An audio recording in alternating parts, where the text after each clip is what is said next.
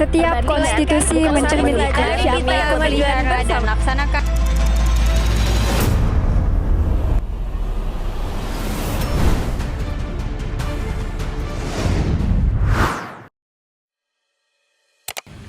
UUD 1945 ditetapkan pada tanggal 18 Agustus 1945, sehari setelah pembacaan teks proklamasi Indonesia. Sejak saat itu, UUD 1945 mengalami 4 kali amandemen dari tahun 1999 hingga tahun 2002.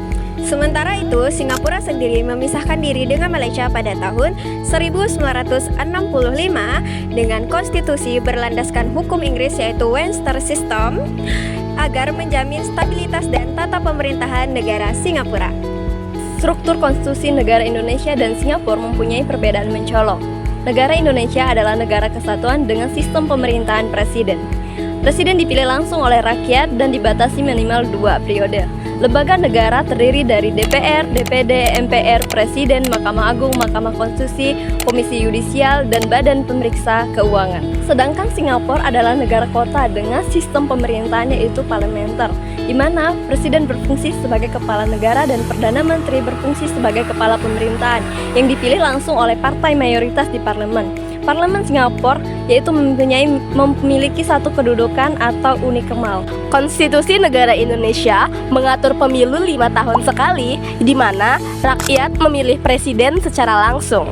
Selain itu, Undang-Undang Dasar 1945 juga menekankan adanya otonomi daerah, di mana pemerintah provinsi dan kabupaten memiliki wewenang untuk mengatur daerah mereka sendiri sesuai dengan aturan hukum. Hak asasi manusia juga dijamin dalam bab 10A Undang-Undang Dasar 1945 guna untuk mewujudkan adanya keadilan dan demokrasi. Namun, implementasi di lapangan masih menghadapi tantangan,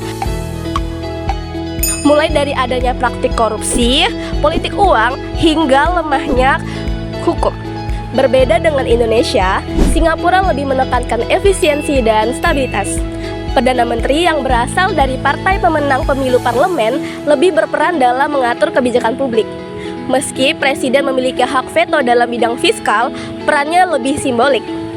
Penegakan hukum dilakukan dengan sangat ketat sehingga menciptakan adanya ketertiban dan efisiensi pelayanan publik. Namun, di sisi lain, kebebasan pers dan oposisi politik jauh lebih terbatas.